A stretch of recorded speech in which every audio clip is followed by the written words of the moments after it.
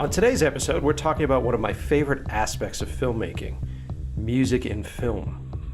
Now, I'm sure you've heard this before, but the old saying is true. Music represents over 50% of a great film, especially in horror.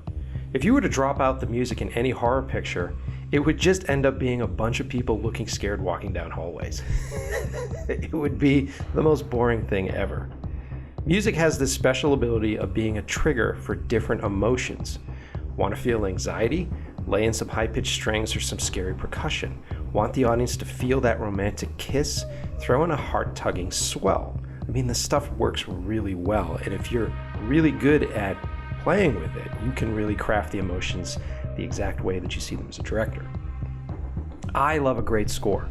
The original Blade Runner, Exorcist, The Shining, and Jaws are just a few that I listen to regularly. They have somehow transcended the film for me, and they've become the score to my creative sessions, which is awesome. I strive to one day direct a film with a score that lives up to those. And I've been lucky enough to collaborate with some amazing young talent who I feel that one day might just do that. First, Skyped in from Europe is my good buddy Martin from the new retrowave music act CODE ELEKRO.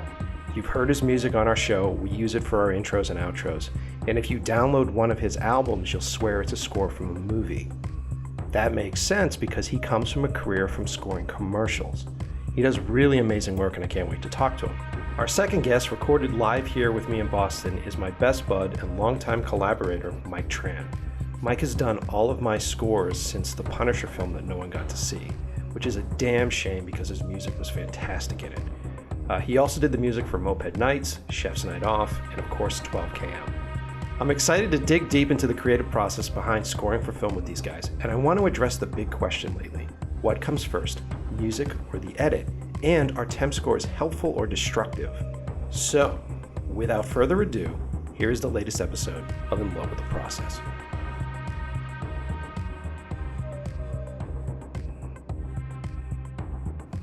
Hello everybody, I am really excited about this episode because it's focused on one of the most important aspects of filming and filmmaking in my opinion, and that's music and scoring. A lot of people don't realize that the sound is literally 50% of anything that you see on TV, in the movies, or on your fucking cell phone. Sound tends to be one of the most frustrating things for me because being a filmmaker that sort of comes up in this do-it-yourself territory, music, I'm not a musician, I've never been musically inclined, so I often have to, I hate having to turn something over to someone that I can't physically do myself. So I spend a lot of time compensating for that by listening to as much music as I can and listening to the stuff that I like and really trying to verbalize what it is that I like about the way music affects people in the audience. And it can be very difficult. So I like to hang out with people like the two folks that I'm hanging out with today. First, joining me here in Boston is my good buddy, Mike Tran. How goes it? Now, I met you quite a few years ago through my girlfriend, Gina, right? Yep. And then you guys met each other working in the nightlife. She was shooting photography for nightlife stuff, and then you were DJ, right? Yep. I was working in the nightlife industry in Boston, and I'd met Gina through her photography, and she'd come out and do some photography for us. But just knew her, Gina as a creative, and then we met through Gina. Yeah, and then I think we started nerding out pretty early on about movies. Mm-hmm. And then were you composing at that time? Were you doing stuff for film? Yeah, I was working with a company in Austin, and I was scoring and doing pretty much like all their audio for them. And there was kind of more of like a documentary film kind of vibe. But yeah, I'd been working with them for a little while, and it was actually like my first real foray into like film production and sound scoring and stuff. But yeah, no, and then since then you and I have worked together on actually my biggest stuff. Yeah. So was the first time we worked together was on that Punisher short that no one was allowed to see. Yeah, the first the first one was the Punisher one. Yeah, and then you worked really hard and made some really great music for stuff that no one ultimately was able to listen to. And then after that, we did Moped Knights. Yep. And then we did 12km, obviously. You did all the 12km stuff. And then we recently just collaborated together on Chef's Night Off, which just came out, which is cool. Okay, so also joining us from Denmark is another good friend of mine. I call him Martin. It's Martine in real life, but I'm just a stupid American. But he is also known to the internet in the general public as CODE ELEKRO. And Martin, I think I also met you through Gina on Instagram at the same time, right? I think so too. Yeah. And then how did you guys? You were looking for someone to do album cover artwork or something like that? Yeah. I think I was just browsing on Instagram, checking out some cool photos, and then Gina did this Blade Runner series inspired. Oh yeah. And it was really awesome. And I can't remember who wrote to who, but yeah, we started talking about Blade Runner, and and then maybe you contacted me, or maybe I contacted you. I can't remember. It's yeah. That's how the internet works. Like really quick exchanges, and then somehow you forget how we actually met. Oh, there was a dropout there. Hello? I'm still there. I see you. Every once in a while. So we're connecting with Martin via FaceTime audio right now, and you're going to be recording it remotely. So every once in a while we drop signal. So just bear with us if we're a little bit awkward here in the studio. But you can hear me now, yes? Okay, good. Yeah. All right, so the references with Blade Runner is interesting because Martin is a part of a subgenre of music that I'm a huge fan of, this new retro wave movement, correct? Yeah. Synthwave also. Oh yeah, synthwave. Yes. Yeah. Yes. And how would you describe that genre to an audience that hasn't listened to your stuff? Yeah. Well, I think the genre started around or got really popular around the Drive soundtrack. Oh, and the Kawinski track. And if I'm going to name a few more movies, it would be perhaps Kung Fury or Tran, the Tran movie with the Daft Punk score. They all have this 80s or 70s early electro, and then they make it then like you did it back then. Almost obviously you have the computer now and you can do all kinds of stuff that they couldn't do, but yeah, it's really popular right now. It's great, man, and I think that for me, I know, and I think we're about the same age. For me, as a filmmaker, I'm really inspired by the movies that I started to watch in my early teens, which sort of kicks right into that 80s vibe, and I feel like these days I'm constantly, Mike has to deal with me all the time when I'm giving him references for stuff that we do. Yeah. Where, I'm either watching really trashy John Carpenter films from the 80s, or I'm going back a little bit further and getting into like the grindhousey 1970s cinema and like Sam Peckinpah and that kind of stuff. So it's really cool to see that it's picking up. I'm also a little envious that it's picking up because, you want to be that guy that's releasing these things, but then, you fucking see, like the new Thor trailer and I get pissed off. Yeah. All right. And then, so you also, you've been composing music for TVs and commercials, correct? Were you doing that before? Yeah. So how'd you get into that? Yeah, I started out. I knew a guy who wrote some music for Discovery and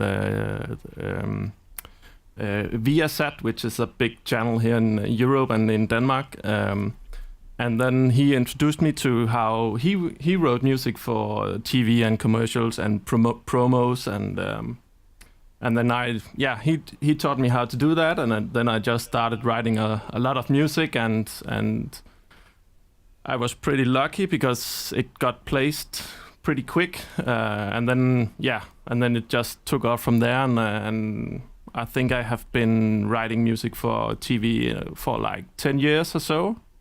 And it has been my main job. And then at some point I got a little bit tired of the commercial business or the corporate business. I understand that. Yeah, and then I just went a total different way, and I started CODE ELEKRO, and I wanted to release music on vinyl, and Well, that's great. I'm really excited to have both you guys on the show, and I really want to dig deep into the process when it comes to making music for pictures. And then, I really want to encourage you guys also to be able to take this opportunity as we talk, to be able to ask yourselves questions, because I know it's a rare opportunity where you're in a situation with one of your peers and you can sort of ask, like, how the fuck do you get this thing done? I always love that, and that's really kind of what this podcast is about. It's about getting people around. I mean, honestly, Martin, if you were closer, we'd be sitting and having beers and probably eating sausages, and yeah, we did that. That's right. Yeah, you just recently came out and visited. Yeah. So all right, so let me just start with some more background stuff just to catch the audience up to what you guys do. So you've done how many albums at this point? You've done 2 albums, and then I've been lucky enough to actually hear your 3rd album that no one else has heard yet, which is super cool. Yeah, that's going to be a 3rd album. Yeah. Yes. Okay. So in a month or so. Yeah. So your stuff is, being very influenced by the 80s. Like, how do your albums, how does the writing process for your albums begin? Do you see a movie that you're pumped about and then you start to replicate that stuff? Or, do you have weird dreams about a wolf that turns into a cop car and then suddenly you're... Yeah, a little bit of both. Seriously, I think I just start writing music, and maybe I got that from writing music for commercials, because the turnaround is so quick that maybe you have a week or so to write a track, and then people have changes that they want to be done, and I think I have brought that with me into being an artist, if you will. So I just start writing music, and I use perhaps a few hours on a riff or something, and then if I like it, I just keep on going. But if I don't like it, I just delete it and then start over, and that way I start over a lot. And then the day after, something like that, then I listen to what I did yesterday, and if I like it, then I keep working on it. But if I don't like it, if it doesn't resonate with me, then I delete it and start over once again. So yeah, it's a lot of work, but it's the process that plagues us all. Yeah, that's the only way I know how to do it. Because I need to sleep on it, or to get away from it, to be able to judge it, or to be able to see if it's really as good as I think it is. So. Yeah, no, like Mike was just saying, it is the process that plagues all of us. I mean, it's the same thing. Yeah, it's the same thing with filming. I mean, a little bit less extent with actually filming, because there's usually so much on the line, and there's so many people, and there's so much money involved that if it's not working, you have to bullshit your way through it. But I mean, it's definitely that way with script writing, and it's definitely that way with pre-production for the visuals. Sure. So there's a lot of similarities there. And let me just get into some stuff with you, Mike, because you're a little bit different. Like, you come from the DJ world originally, correct? Yeah. And so how did you get into DJing? Well, I've been a musician pretty much my whole life, and I think there was a certain period coming out of college where I didn't want to be in a band anymore, and I moved into the city, and there was a pretty big culture in Boston as far as electronic music is concerned, and I just kind of picked up the knack of DJing. So a passion I've always had has always been just finding music, whether it's been for films, scores, whether it's just rock or rap or electronic music. It really was just something I've always enjoyed doing. I think it just had to do with maybe the generation of HMV and Tower, you just go through a record store and then just thumb through all sorts of different types of media. And at that time with CDs, there was just an abundance of that. Yeah.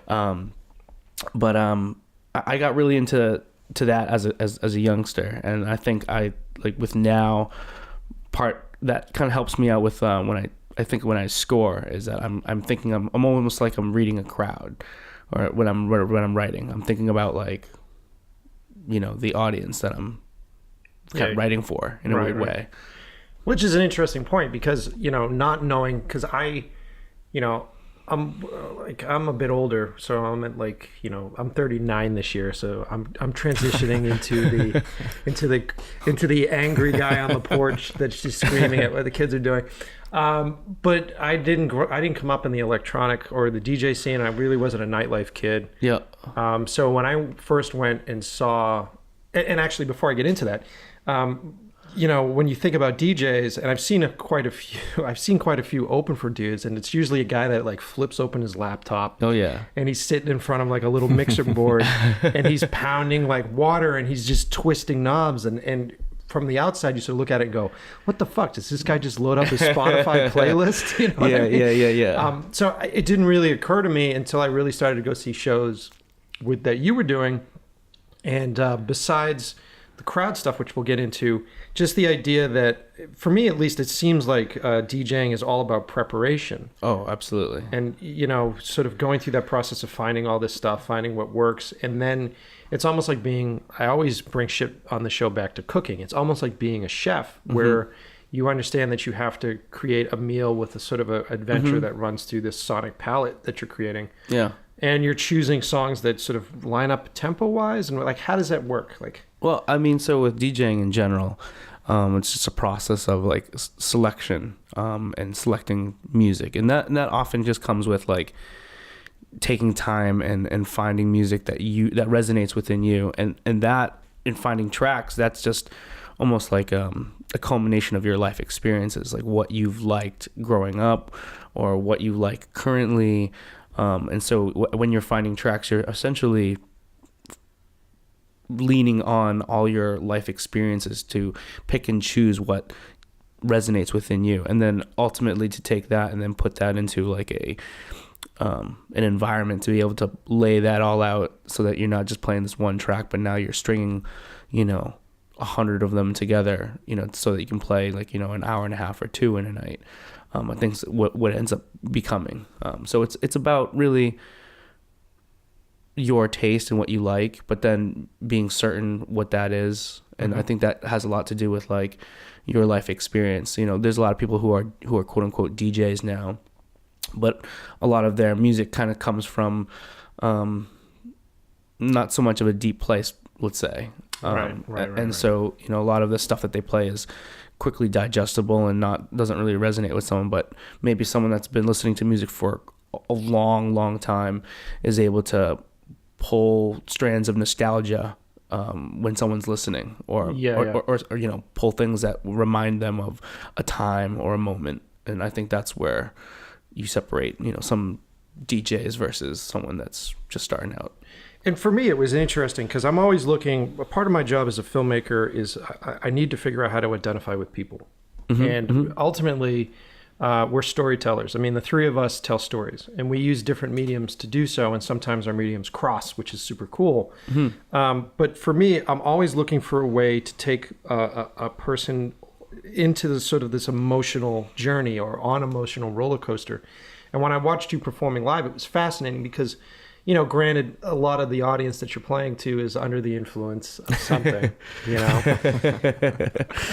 and then they're very, but that's great because they're almost like primed. You know what I mean? Well, yeah, like it's almost like the inhibitions, and it's just unadulterated in a weird way. Yeah. So then, and then watching how you almost plug into these people, and I noted this, you almost plug into these people like a Ghost in the Shell kind of episode, where like you would then have the ability to manipulate them by stimulating either this nostalgia or like this is primal fucking bass and beat thing that happens. It's a fucking really interesting thing to watch. Yeah, I mean, when it comes down to it, it really comes down to, it's really weird to say this, but power and sex. You know what I mean? Like you know, you play these like weird bassy tones, and essentially as like humans, we've we've mastered the art of harnessing what we call power of the low notes, you know what I mean? And with bass music and like, especially like weird to say this, but like EDM, like we've created this wall of subwoofers essentially, like,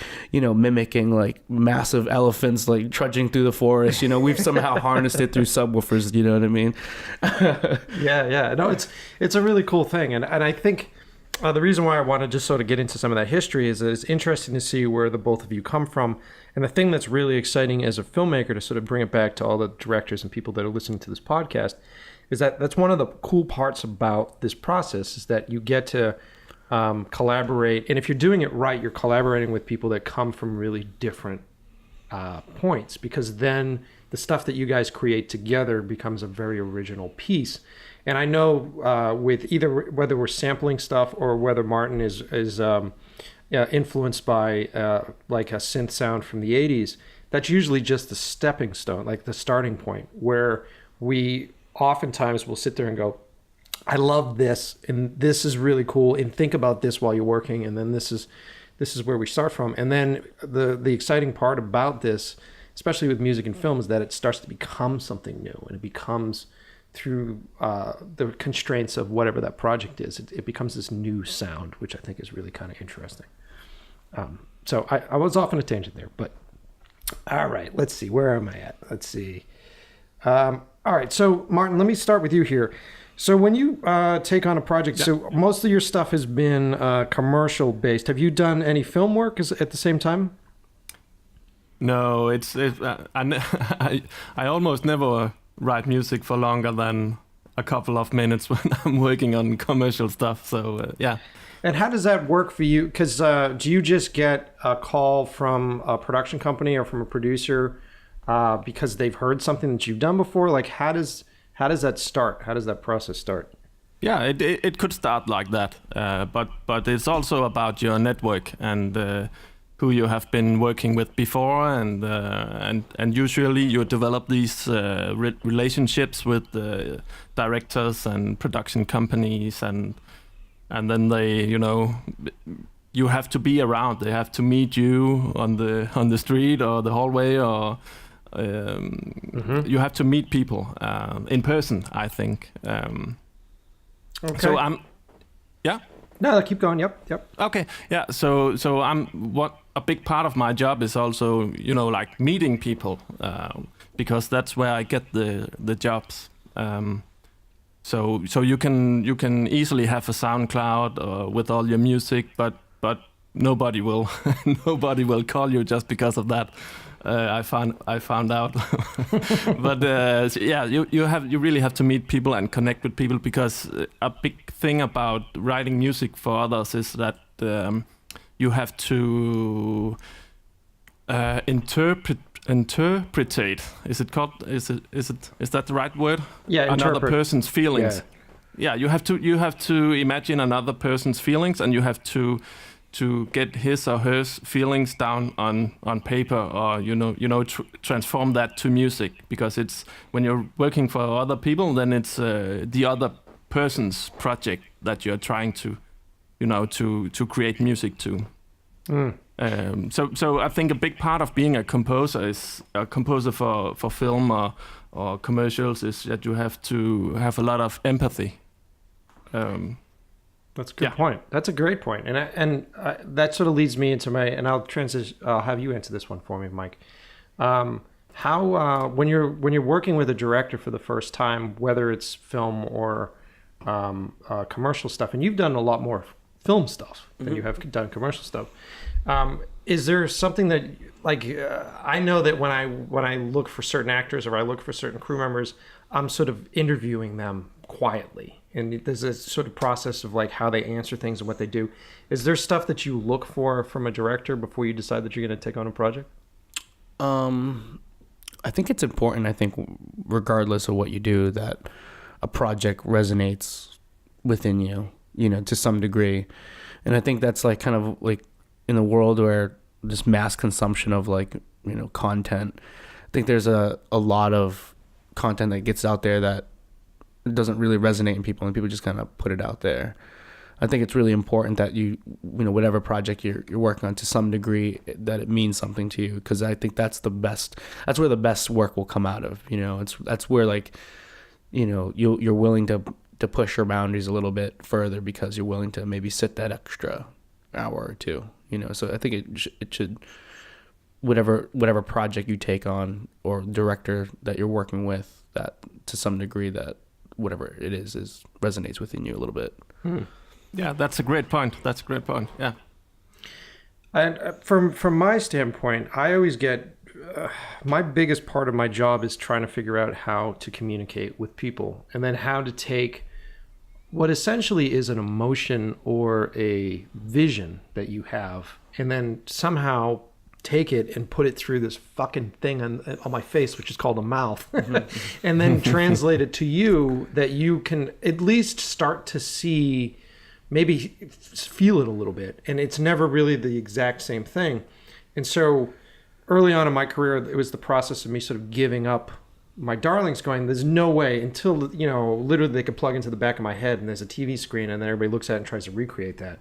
There's no way that that's going to happen. So the process is just sort of stimulating this inspirational thing between multiple people, correct? Yeah, absolutely. So to go back to what Martin said, I think a huge aspect of everything here for people who are scoring and producers in general is empathy. And I think when, you know, I've worked with you in the past, what goes on, if I could quite really describe it, is you know, you will have a concept or a mode or a theme that you want to convey to me, and it really is my job to be empathetic and hear what you're trying to paint with your videos or your emotion. And maybe even, like, your video might say one thing, but what you intend is a different thing. And it's important for, I think, you're a composer to be empathetic and you really hear that out, you know. And obviously when you start sketching, it'll be like multiple different things. You'll go through multiple phases, but essentially the more empathetic you are, the more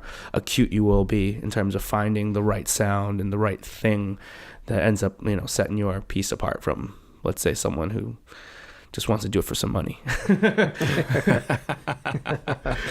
know what I mean? Yeah, like you, Martin, right? It's all about the money. Exactly. Yeah. I was going, when you asked Mike about what to look for, I was going to say budget. I mean, do you agree with that stuff, Martin? Is there anything that you want to add? Sure. But also that music is so a difficult language because different things can mean different things. So I did this job for Fanta, I think, and I did this acoustic version of a song with some drums on, and it's like 15 seconds long or something like that. And then the production company called me and they said that they liked the music, but could I make it a little bit happier? I was like, I don't know. Yeah, sure. And then I put a clap in on 2 and 4 and a little more upbeat guitar, and then I said, yeah, here, is it like this? And they, yeah, sure. So so sometimes it's I think that other people also have to be a part of the creative process somehow, if that makes any sense. I don't know. No, it does. But, and this transitions into my next conversation, which is something that Mike and I have already talked about, especially with the last Chef's piece that we did. And I know this is a big thing in Hollywood right now, where you know, the conversation of what comes first. It's the whole chicken or egg conversation when it comes to score and edit. Because what a lot of films do now, because it's so easy to do with your nonlinear edit systems, is that editors will have a library of pre-existing scores. So they'll have a catalog of soundtracks or scores from movies from the past. And when they're cutting sequences or scenes, they'll use them as temp scores.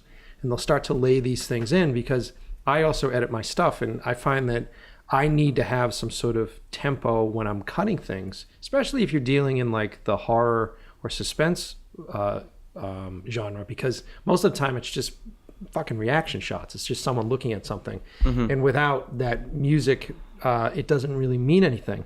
And if you're making stuff for a client or if you're making stuff for a producer, you really want to knock them off their socks. And I'm not going to talk down on anybody, but I think that there are the people that can look at something and imagine what it's going to be like. Yeah. And there are the people that look at something and go, this sucks. And the only reason why it sucks to them is because they're not having an emotional connection to it.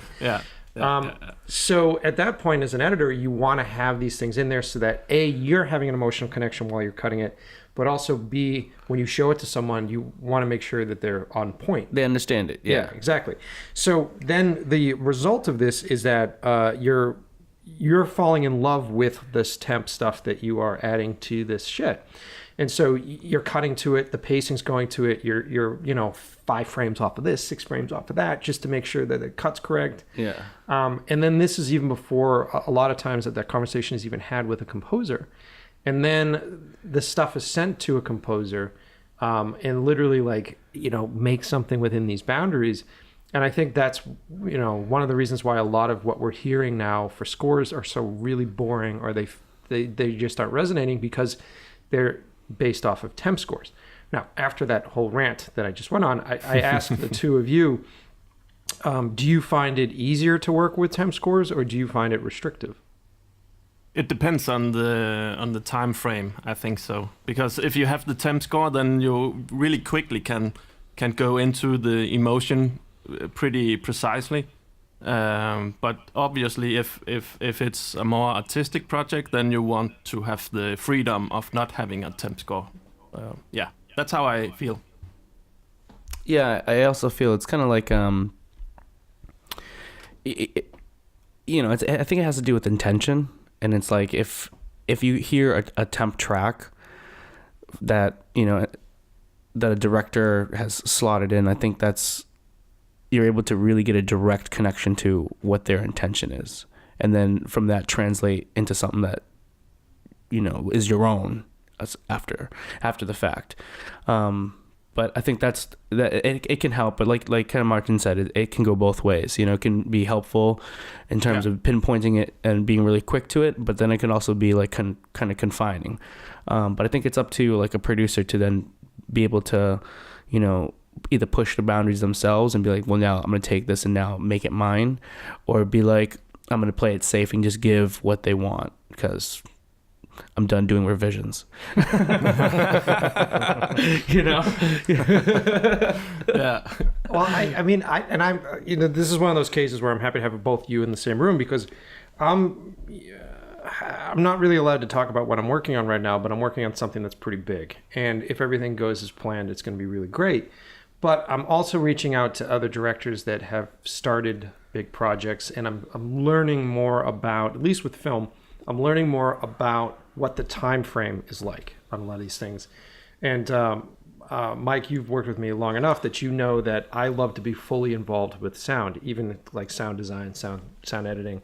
Oh yeah, all that stuff. So that's a big thing for me. And what I'm understanding when you're making a feature film or a low budget feature film, which in these days is sort of like the Blumhouse, the $2 million kind of range, is that the producers often will not even deal with sound until a rough cut's done.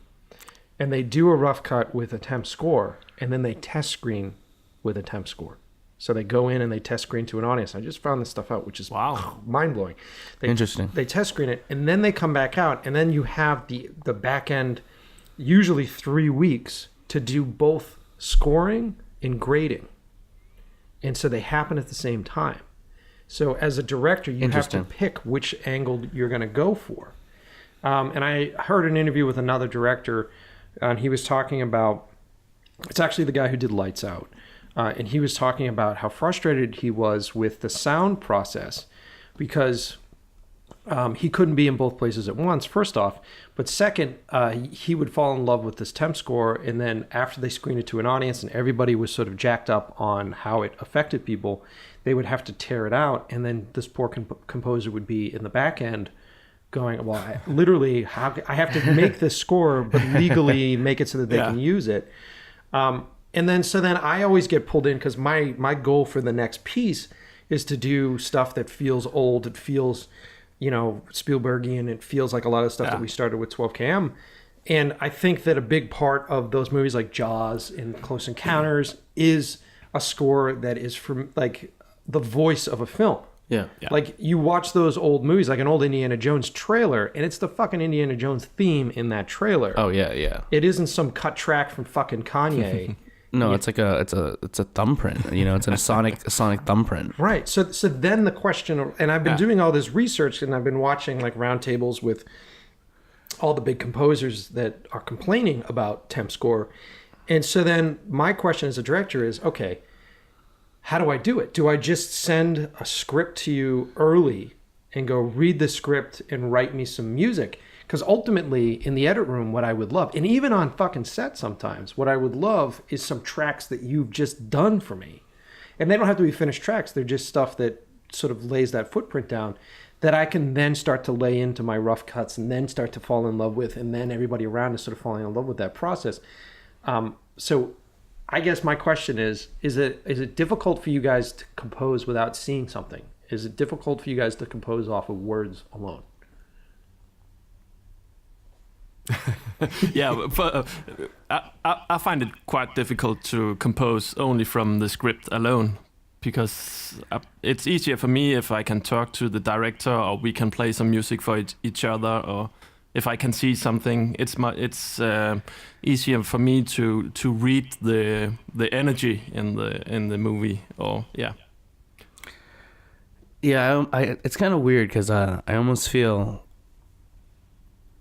when you're working with someone, partly your job is to, again, like go back to like interpreting like what they want, and then also like what works for both of you. And I think sometimes it does help to have a temp track, but I also see kind of like the other dilemma on the other side, where it's like all of a sudden you fall in love with that temp track, and I think at that point it's up to the producer's job to create something that like takes you away, like that almost like does it better.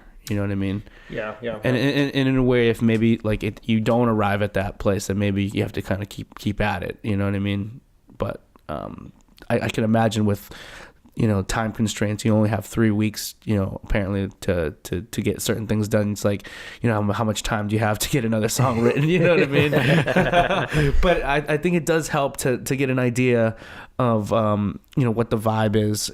And I've actually watched a couple documentaries with like Hans Zimmer and these guys who will just like do broad stroke stuff and like send in their stuff, and then they'll have a director. I think one of the things was Batman with Joker, the Joker scene, and he had Hans Zimmer like take it even further. Hans Zimmer's like, okay, I'll do. But it gave me a little bit of perspective that maybe that writing some stuff early on in is good for the process, just so that like your director has something to bounce off. But if you think about it, in that case it's actually a lot earlier than 3 weeks and maybe yes, it's 3 weeks in the final editing process and the post-production. But if you think about it, if they're giving you a track while you're still shooting, or even before you're shooting, when you're writing, like this is months in advance then. So at that point, like you're having the dialogue with a producer months in advance, maybe even a year in advance, that they're creating stuff and then just giving you like 5 or 10 tracks just to kind of like start working with. I know that Trent Reznor and David Fincher have that relationship where right. I think Fincher will send him the script early on, even before they start shooting, and then just say to Trent, just write me some stuff. And then Trent will hand him a bunch of tracks that he will then start to piece in. And you don't expect, I wouldn't expect someone to fucking write everything ahead of time. But if you have that theme, or if you have that start, you can go, okay, turn to your editor and go, well, temp this in. Yeah, I think just like anything else, it's like a creator, it's a process, right? Yeah. And maybe for them, like that was just okay, like what they decided to do really early on, and as a starting point. Yeah. And I'm sure along the way, especially with a guy like Trent Reznor, making 100 revisions on something is probably like a breeze to him. You know what I mean? Yeah. So like I'm sure like even though they started with like the starting point, I'm sure it went through a lot of revisions to get to its final point. So I think no matter which way you kind of slice it, there's just always this process. So whether you're doing it after you make a temp track and then you're continually sculpting after the fact, or you're creating a track early on in, I think no matter which way you go, you have to be constantly going through this process of refinement. Yeah, I agree with that. And go ahead, Martin. I'm sorry. Yeah. I also heard, I read this interview with Hans Zimmer, I think, where he talked about that he wrote complete songs. If the director only needed like 10 seconds or 20 seconds, then he still wrote like a complete song for like, a couple of minutes with the intro and outro, and I think that's a pretty cool thing to do. Because I think that you can, from my writing music for commercials and 10 and 15 seconds tracks, you can hear that. You can hear that, and I think that the Hans Zimmer way, for me at least, it's great to hear that he composed this complete song. I think that's pretty awesome, and it tells something about what a great composer he is, and how serious he takes his work. Yeah, absolutely. Yeah, no, it's really cool, and it's really exciting to actually be able to figure these things out, because Mike and I have been through this quite a few times, and we just went through. I kind of put you through the fucking ringer on the last one we just did, which was the chef's piece, because I was so obsessed with trying to come up with tracks ahead of time, and Mike ended up doing a lot more work than he really would normally have done, just to fucking put me through it, basically allow me to go through this process. It's an interesting thing, and I think it's something that more composers and directors need to talk about, because it's that point where unless I'm like Robert Rodriguez, where I know how to pick up a guitar and start to strum and start to do stuff, and then this also comes to that point of like, I can't speak musically, so. Do you guys find it more helpful to talk to a director that knows music lingo and music writing lingo, or? No. No, I think yeah. The moment that a director thinks that he knows how to, a C minor chord or augmented, that's when I'm like, all right.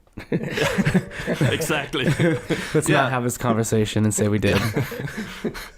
I'm feeling the same way. It's way better just to talk emotions, and then it's my job to translate these emotions into music. I think that's a way easier for me to work, at least, and I think it's the same for Mike. It sounds like that. Yeah, like when I'm in the studio and I'm working, like I'm offering murmuring notes and sounds out of my mouth. Like I'm not like sitting at like a dry erase board with like schematics of like what my song is gonna sound like, like it's pretty primal, and I think like I would hope to, if I'm talking to a director, that my conversation could be a little bit like that too, rather than like rather than diving into like the depths of music theory. Well, that's good to know, because you're talking to someone. I usually get made fun of on set because of the way I describe actions is like, you know what I mean? Like, and then this happens here, because my vocabulary is the fucking worst anyway. So that's good. That's good to know. So let's get into let me steer it here a little bit.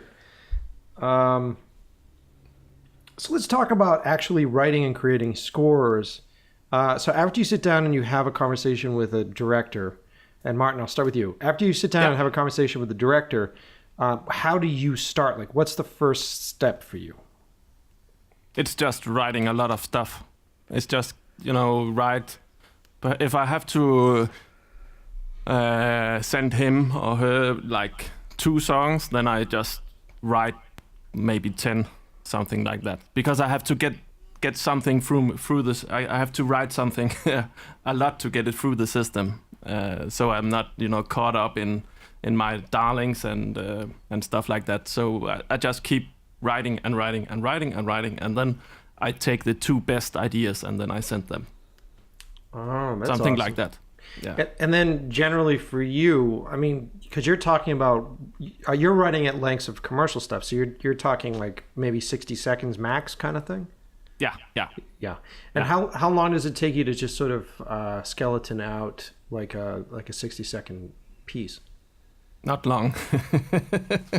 I can do it in like no time because I have all these tools, and I have been doing it for a lot of years, and I've been playing in bands always. So it's I work really quick, so I can have a finished song in like a day or half a day, and something like that.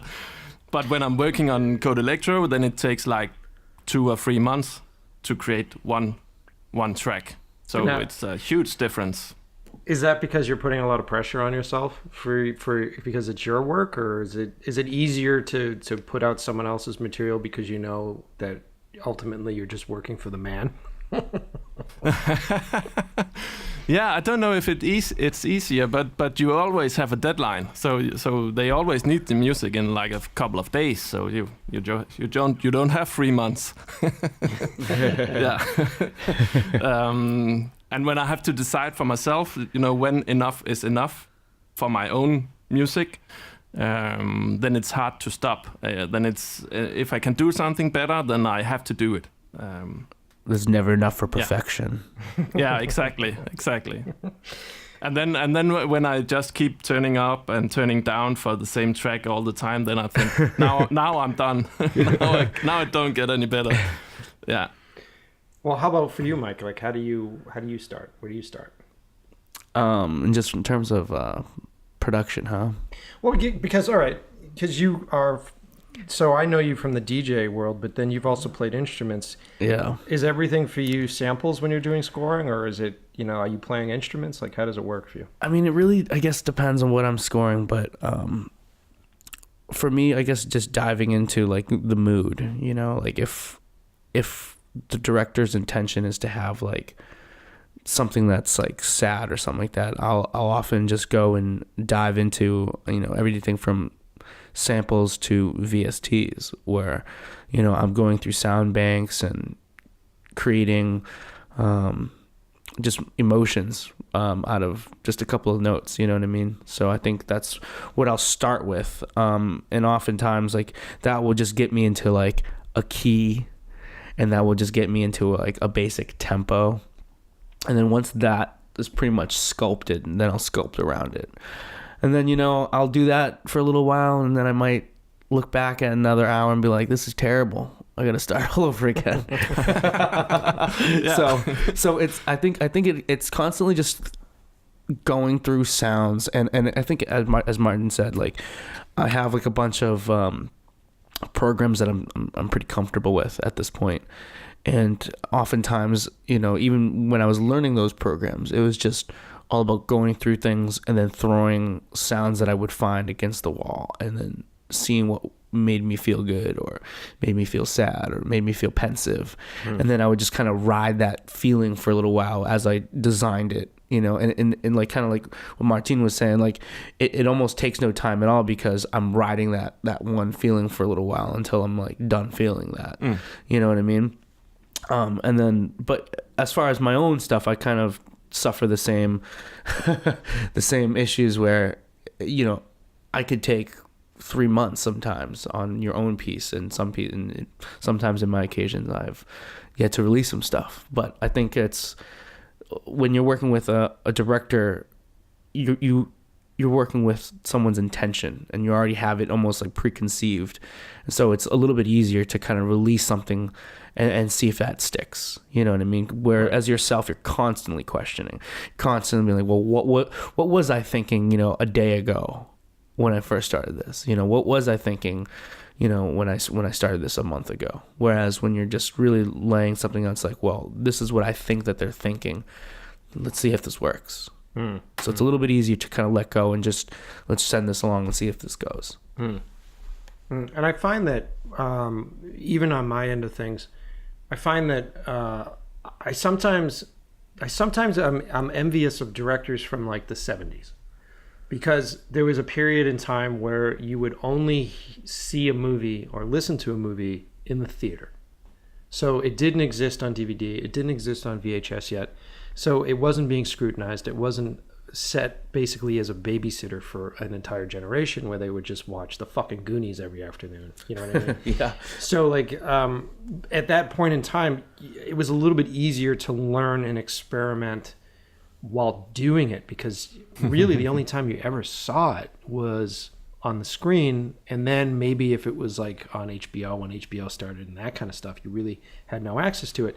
And these days I feel like when a fucking trailer's put out, like I know we're all excited about that new Blade Runner trailer. I mean, how many times have we scrutinized that? I know you have, Martin. Like how many times do you go through that and you're looking at every shot and you're slowing it down and you're sort of going through it? So there's this stress of like everything needs to be fucking perfect when I put it out, because so many people are going to be scrutinizing it. And for myself, I hit this point as an artist where I went, you know what, fuck them.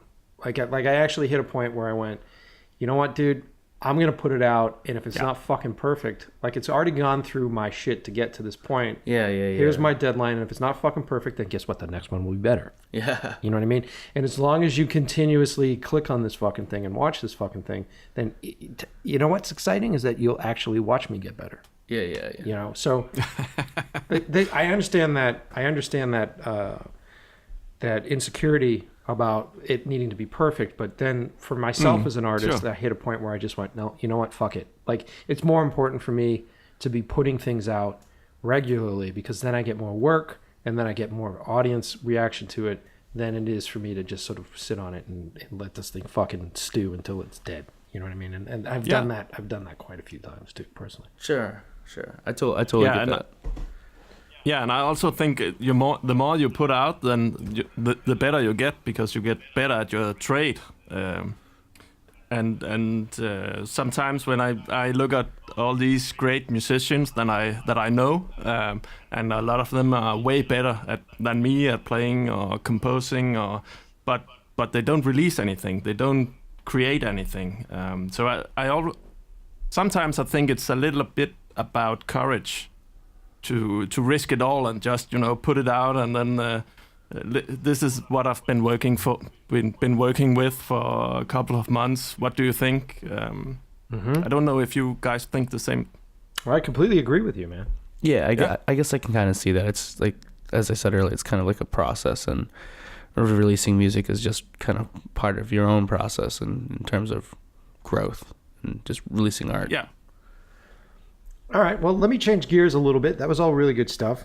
A lot of people don't realize that a big part of scoring is workflow, and then making your actual workflow work with an editor. And then at that point, you're dealing with OMFs and EDLs and all that stuff that is actually still kind of a real pain in the ass. Like, how do you guys stay current? How do you guys stay up with workflow, and how important is workflow to what you guys do? Well, to be honest with you, it's been just kind of trial and error. But I think with scoring films, it's been primarily been using OMFs, and then basically taking content from your producer or director, and then inputting it into your DAW that you're using. And for a little while, I think that's the only real major way that you could really do that was through OMFs, especially if you want to use like the SFX. But yeah, I think for myself, I've kind of just figured out this one way that we've been doing stuff in terms of transferring an OMF and then receiving a bounce down of like the video in its form, in its raw edit form, and then just kind of scoring to that and getting all your timing down and getting all your moods right, and then watching it over and over. At this point, I think being prepared and knowing all your VSTs and knowing where all your sounds are really important in terms of flow is concerned. But I'm sure everyone has their kind of own unique way. But as far as myself, I think just kind of how I've gone about it in the past few years is really hasn't changed too much. It's pretty much the same form, just different content. How about with you, Martin? Are you doing a lot of OMF stuff, or are you just writing tracks? Yeah, a lot of OMF stuff. Yeah, sure. And then the director suddenly says, then we have changed the timeline and we have a different cut. And then it's like, oh no. Especially on the things I have done when I've done sound design, and like I have like 200 tracks in Pro Tools or something like that, and that's not a lot, I know that, but when the director then says that, yeah, we just put in a few seconds here at this bar, and it's like, oh no, it's like hell. There's been a few times where I've had to do that, and oftentimes never do that. I know.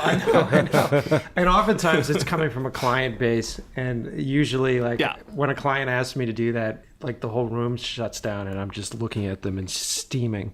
It's like you just don't realize. It's like an earthquake started, and that seismic trigger is just going to flow over everything. I mean, and I guess I bring that up because I think there's a lot of younger filmmakers that are scared of working with composers and working with folks because they're concerned with the workflow or they don't really understand the workflow. Do you guys, if you're working with someone new, is it just as simple as getting on the phone and sort of talking it out? Like, how do you guys set it up,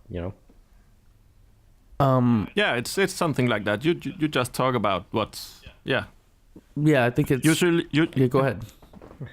No, usually the director has a vision of how we are going to work together, and then we work something out. I think for the most part, it's just a conversation you have, and the few people that I've worked with, it's just been OMFs, and then I oftentimes, if I have to, just send a link of, how to do it, how to essentially bounce out an OMF. And, the beauty of the internet is like how-tos are plentiful. So it's not that bad. Which is funny because I was talking to a friend of mine who works for a production company. He was right. He's like, he works with a lot of interns and PAs. And anytime an intern comes in and asks him how to render something out, he's like, you're not here anymore. I'm not going to work with you because you literally can boot up YouTube and fix anything right now. And as long as you have the patience to do so, you can. I mean, unfortunately, you can't learn technique and all that stuff from it, but you can actually set up a system and go like, okay, this is how this is OMF supposed to work, or this is how you lay in music, and this is how you do that. I was very fortunate when I started. I shared a studio space probably 9 years ago with a location sound mixer who was also doing sound effects work. So on my downtime, I got to go on set with him and hang out and, be exposed to like what different microphones sounded like. And then we would spend time recording sound effects and laying in sound effects. And so when I do a cut, I usually, and Mike knows this, my shit will be pretty intense. Like I'll have multiple tracks of sound edits and sound effects edits in there. Because for me, it's a fluid experience of doing it as I'm cutting it. Because once again, so go ahead, Martin. I'm sorry. Yeah. So you create your own sound effects, or? Yeah, I will have a library of stuff, and then sometimes. Are you still there, bud? How about that? Are you still there? Yeah, I'm here. Okay. So a lot of times. A lot of times I work with a library of stuff that I've collected. And I'll just have them in, and sometimes I just convince myself that they're temp, and oftentimes they end up being for real. Mm-hmm. And then, or I'll send out a sound mixer, or I'll have a location sound mixer go and grab me a bunch of sound effects on set. And now, because of my experience with that sound mixer, even in my scripts, you'll see sound cues written in my scripts, and you'll see all these different moments of sound. And 12 Cam, I think, was the culmination of all of that. Because 12 Cam was essentially about a sound and essentially about actually a sound man.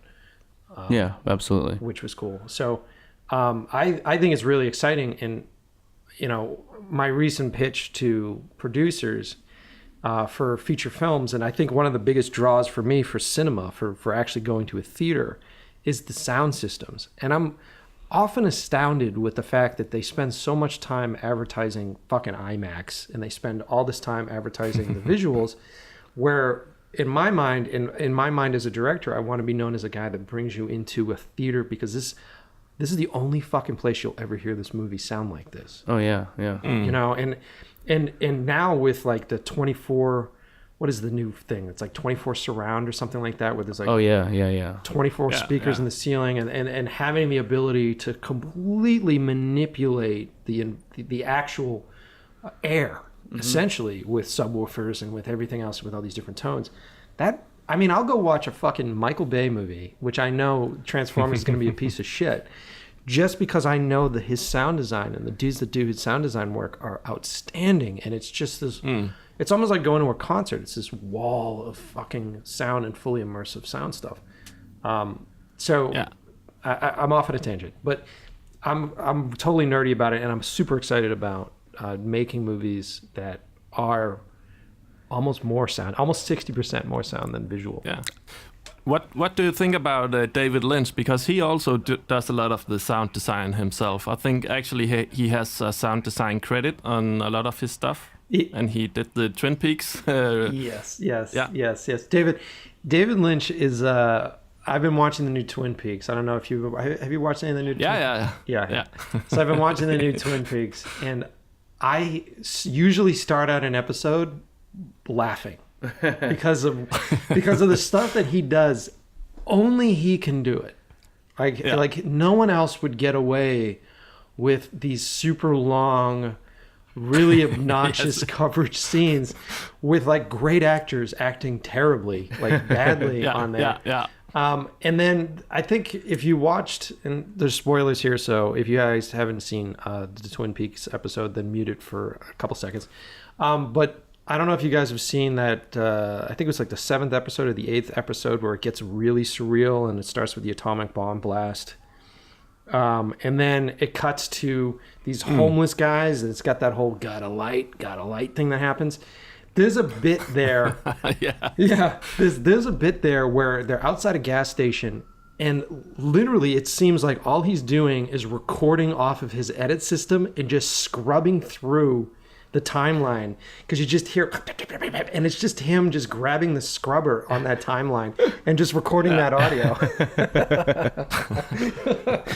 So I love him, man. I mean, long story short, I think what he does is really great. I think that he's such a refreshing thing right now, because almost everything is so corporate, like so much like corporate run, and everybody wants to have a very strict sort of, this is how it happens and this is the schedule that it happens in. And I think David Lynch is just very much influenced by the moment with what he does. So sound wise, I think it's fucking fantastic that he does that stuff. You know. Yeah, sure. Yeah. Okay, cool. well, it's really cool that he can make such weird stuff and get out to so many people. I think that has to be the goal. As an artist, somehow. Yeah, man, and as a filmmaker, it's really difficult. I mean, it's an exciting time right now, because you can be someone that makes an indie film, and because of the way the marketplace works right now, you can one film later be directing Godzilla. It's exciting being a young filmmaker because you will suddenly have those opportunities. But I also think that one of the reasons why those opportunities exist is because the corporate people want to have a young, inexperienced director that they can ultimately push around, and they can ultimately make them do what they want. And you see this all the time with stories of like the two guys that were directing the Han Solo movie that literally got fired right at the point where the DGA rules would not allow them. Like, it's like if they had finished that whole shoot, then they would be union contracted to have final cut for the movie and all that. They fucking just cut them off right before that point. Oh, it's terrible. You know what I mean? So like, there's a lot of these games going on for younger directors. And I had this conversation the other day with the writer of my new piece that I'm doing. And I said to him, it's really important, if we're going to do an independent film, that we come out of the gate with as much experimental stuff as possible, so that way we can set the tone. Because I find that even when I do commercials and stuff, I usually get hired by a commercial client to replicate something that I did on my own 2 years prior. Yeah. And when they hire me, they go, we really love that thing you did, and it's super crazy and super wild. We'd like you to do it again. But by the way, can you just tame this down, and can you calm that thing down, and can you do that? And so that ends up being the starting point for most of my work. And my goal, at least with my first feature, is that I want to come out of the gate with the craziest, scariest, the fucking darkest thing Most visceral and surreal that kind I of can vibe. do. Yeah. Because at that independent level, you're really not going to get that much pushback from the people as long as like you take something that costs $4 million and make them $140 million, then they're gonna Right. you know, literally stand behind you and jack you off. Right, Like at that right, point, it doesn't right. make a difference. So, but yeah, I mean, I think once you do that, then if you can continue to manipulate that as you do your films, then you can ultimately become like a David Lynch, because he makes these decisions and he's able to do the stuff with Showtime because he has that fucking career behind him first. Yeah. And then Well, second, yeah. he doesn't give a shit. Yeah, notoriety, there's leverage, and then just also at that point, I'm sure it's creative freedom. You know, like just not caring to worth. I'm sure trying. You know, his own process. Yeah, and he's also a painter. He's also a musician. Yeah. So, I mean, I've heard rumors that Showtime came back to them after seeing one of his first cuts, and Showtime had notes on the edit, and David Lynch went, "I quit." And he just walked away, and they were like, "What?" And he said, "Nope, I'm out." And they begged him to come back, and they said to him, "We will not interfere." And so when you watch these cuts, they must be fucking squirming when they watch these things, because it's hard to watch. I mean, it's going against all you know, status quo, and I think that's like for him probably producing a bunch of stuff that was you know, cookie cutter. I'm sure he just got sick of it and was like, okay, well, how can we like break that mold? You know, like when the timing, when you expect, you know, the timing or the pacing to be something to go against that, and to break that, you know, to stutter that step a little bit, to make you maybe make something happen when it shouldn't happen. You know, maybe that's what it's all about. You know, like That's why his shit's so, I mean, without getting too deep into it, that's why his shit's so scary to me. this timing. Well, yeah, because what he'll do is he'll bring you in. So he brings you into a scene and he fucks with you.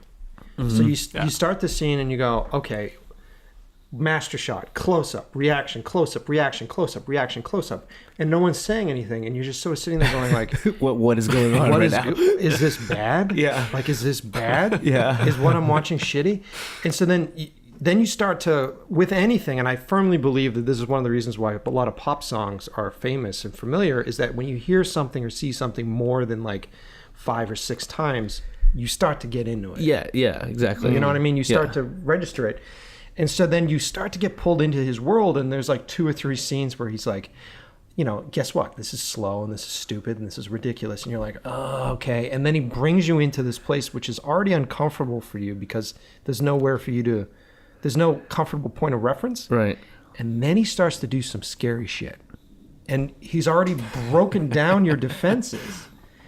Yeah. And then suddenly you're like, why is this so fucking scary?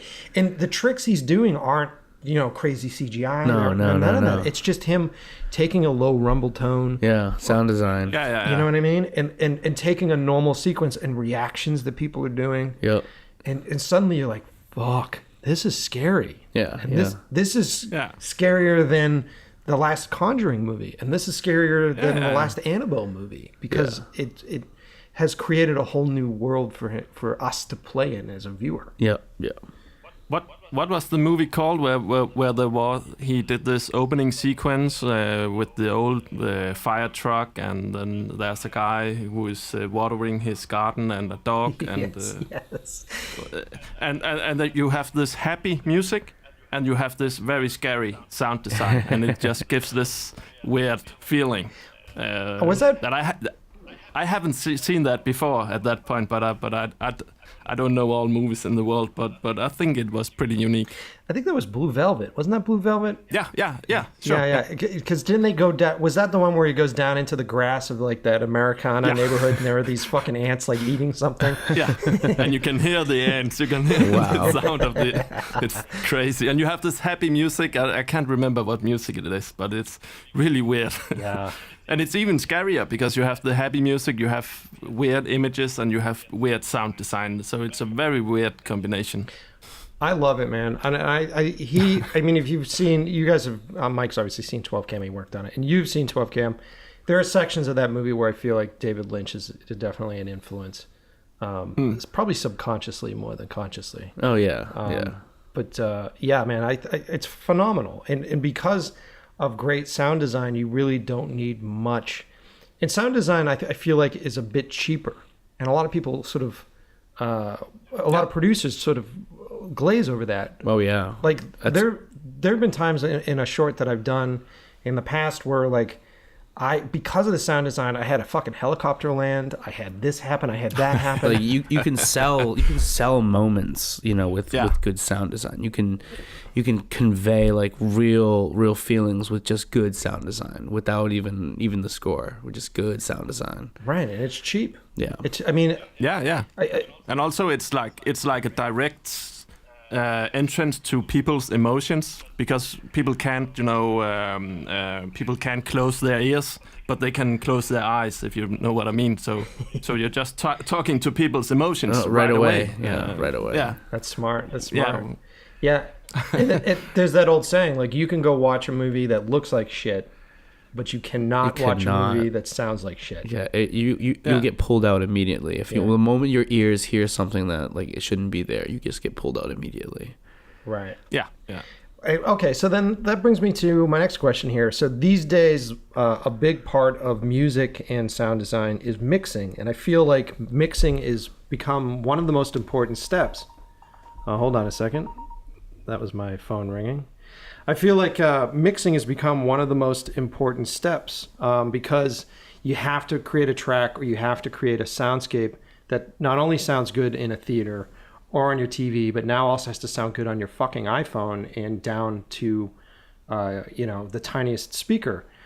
So for you guys, what is your process on mastering? Like, how do you master your stuff out to make it sound great all the way around?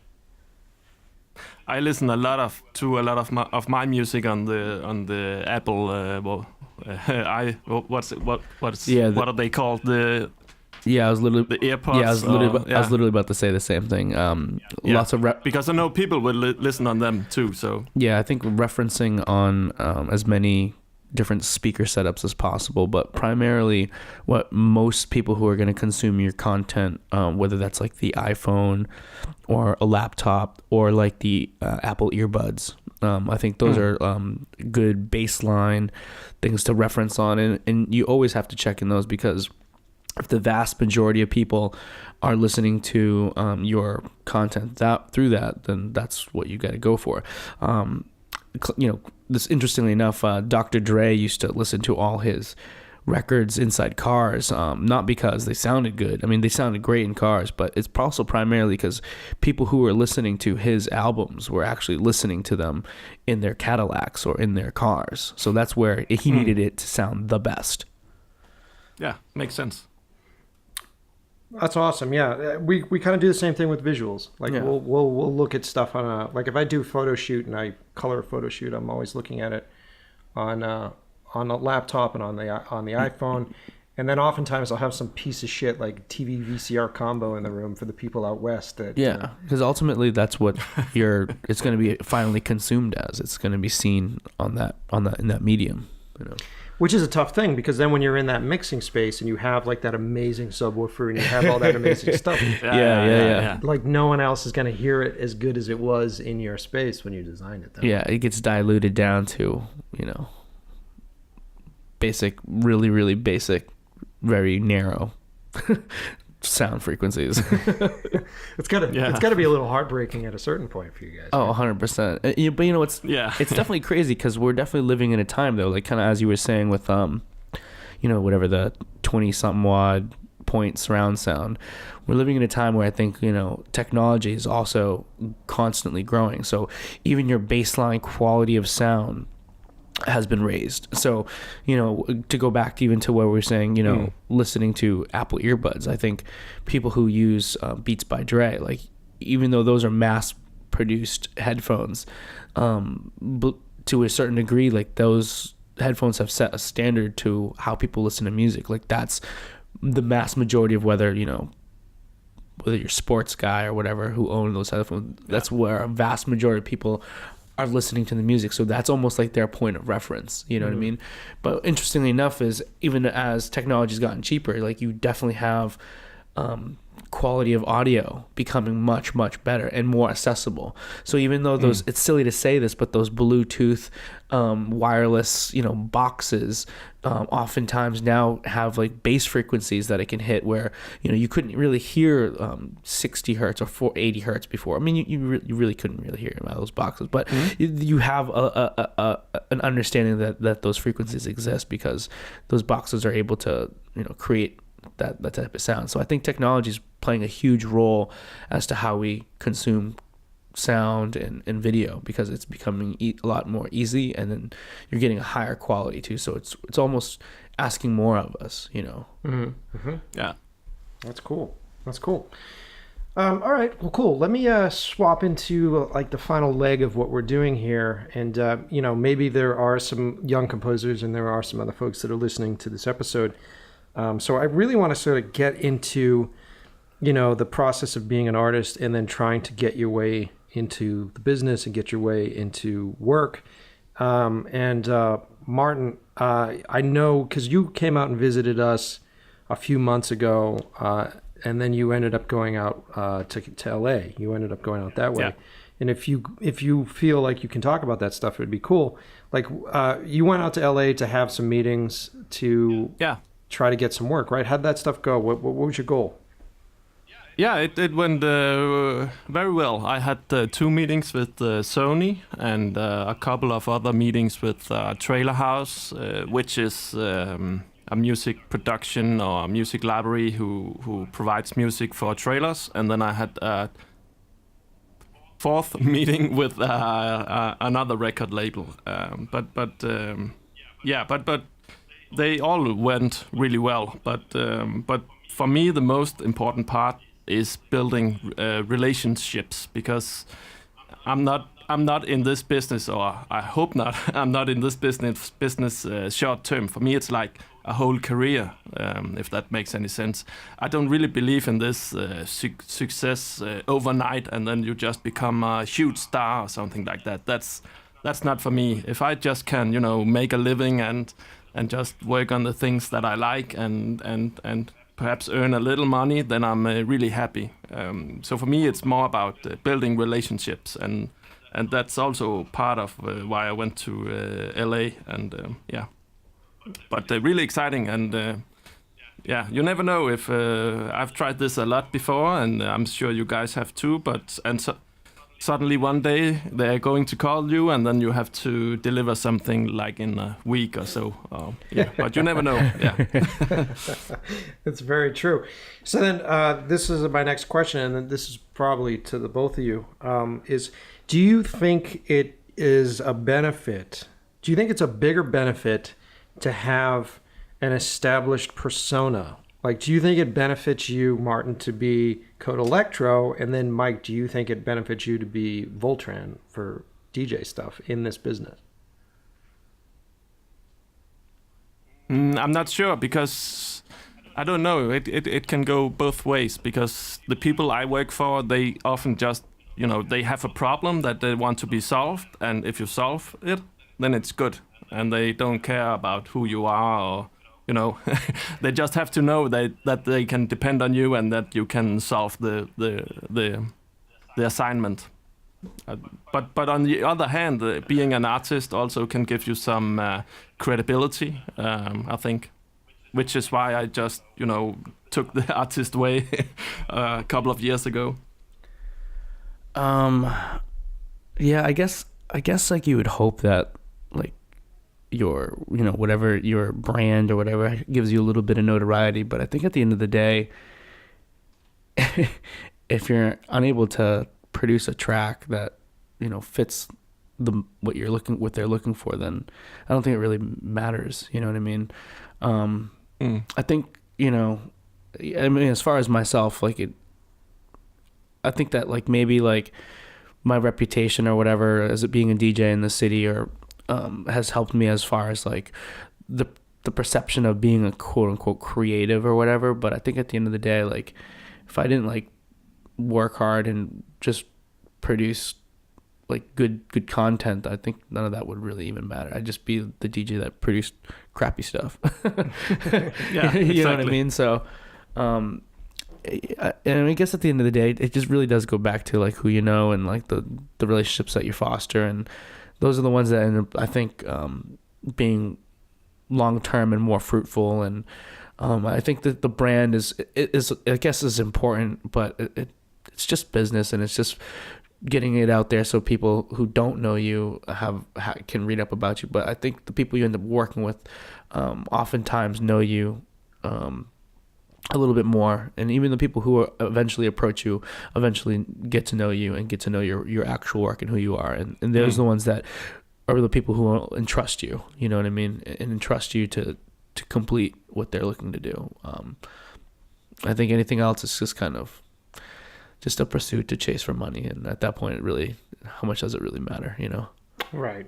And then, you know, ultimately, you know, I find personally the best stuff I do is the shit that I don't get paid for. Yeah, exactly. And I think that, you know, the hope is that you do enough really great stuff that, you know, one day someone's just going to hire you to be able to do that. But, you know, even at the larger level, it's so astounding to me to watch people putting things together and they're not even on the payroll yet. Yeah, exactly. You know what I mean? And so,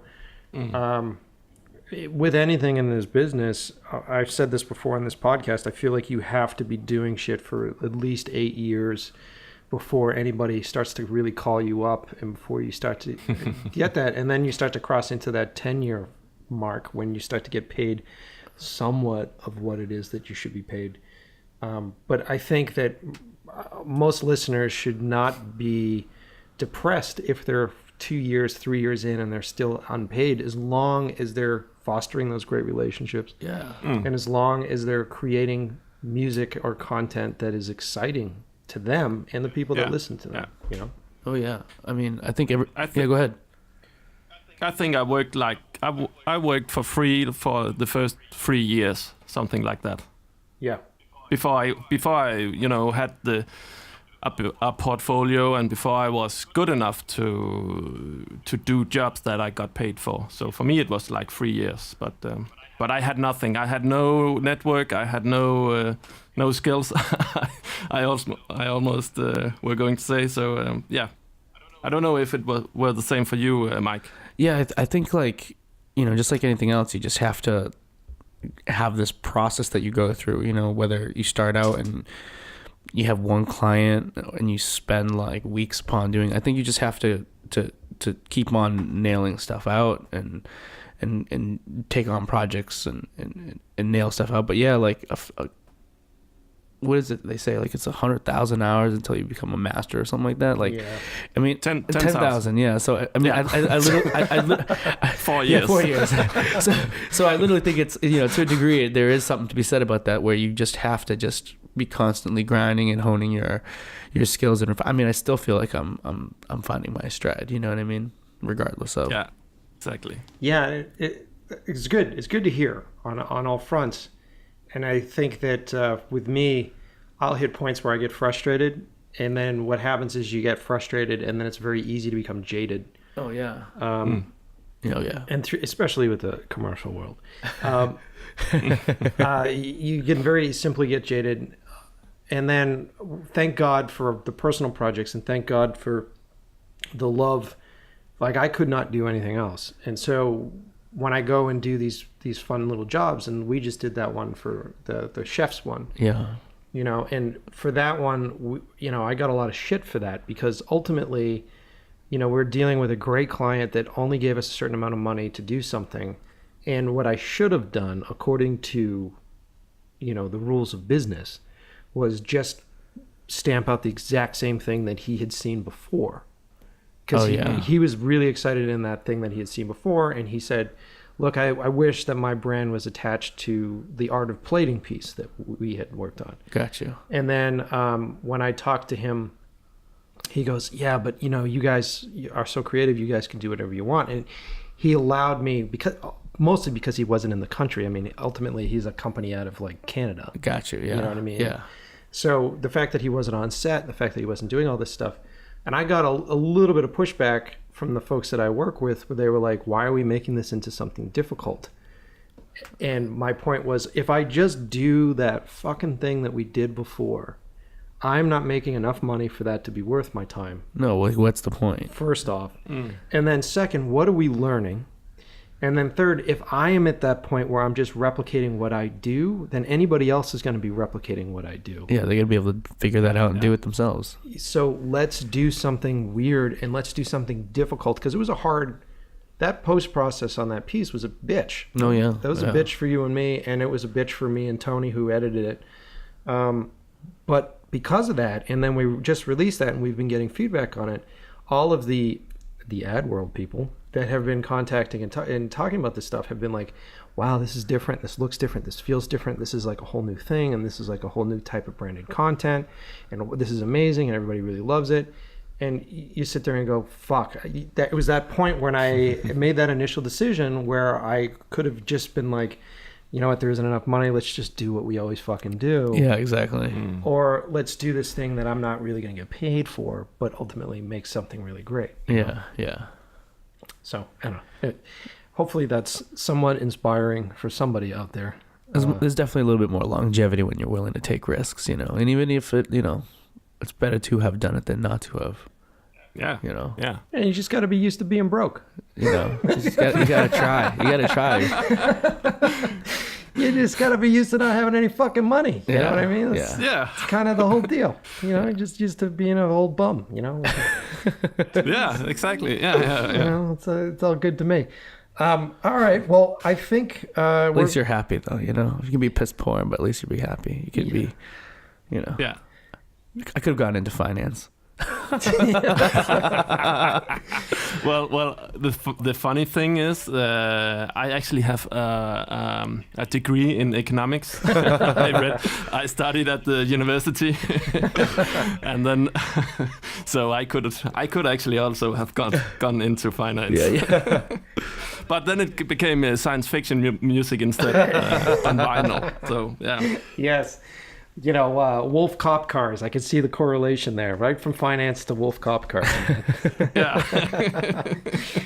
Exactly. All right. Well, we're pushing about an hour and a half, so I think this is a good point to sort of wrap this thing up. I really appreciate everybody listening to this episode, and I hope that you have a bit more insight into how music is made for video and for films. And then if you are nervous, or if you have been nervous to sort of contact a composer, I know that you can contact either of these guys. Honestly, I wouldn't feel afraid of it. Sure. I mean, the days of the internet, you just drop an email or a note and you just have a conversation. Yeah. Be afraid. Be very afraid. But at the tail end here, I usually give an opportunity for you guys to plug anything. Is there anything, Martin, I'll start with you. Is there anything that you want to advertise or plug, or any of your websites, or blah, blah, blah? Yeah, if people want to dig into the Code ELEKRO, they are very welcome to go to the Code ELEKRO website. Also, I'm releasing a new album in a month or so very exciting times. Yeah, it's cool, man. It's a good album. Yeah. It's a great album. I've heard it. Yeah, thanks. Yeah. Yeah. And then if you listen to this show, whenever you hear any of our music stingers or music bumps that are happening here, it's Code ELEKRO's work. So it's definitely really cool stuff, and I'm a huge fan of it. Thanks. Yep. And then that's awesome. Thanks. What about you, Tran? What do you got? Let's see. Not really crazy, but yeah, I guess really just the Dalstrung stuff. Big up to Mike and having me on that piece. And then I guess in the future I'm working on the Embrace music video for Nightmare, which I helped score and do some work with. So that's pretty much what I got in the works right now. You still playing shows? I am playing shows, yeah. So I just recently played a boat cruise with Zed's Dead, but I'm kind of just chilling probably for the next week or two.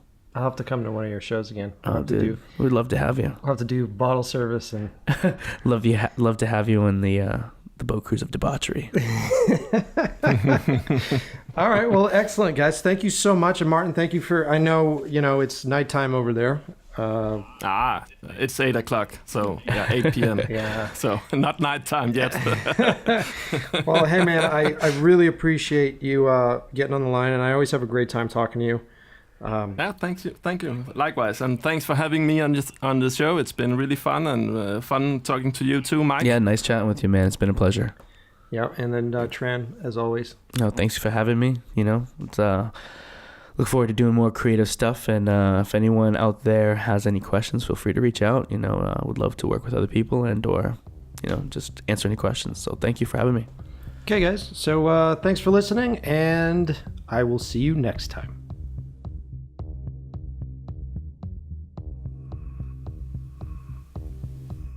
So thanks for listening to this episode of In Love with the Process.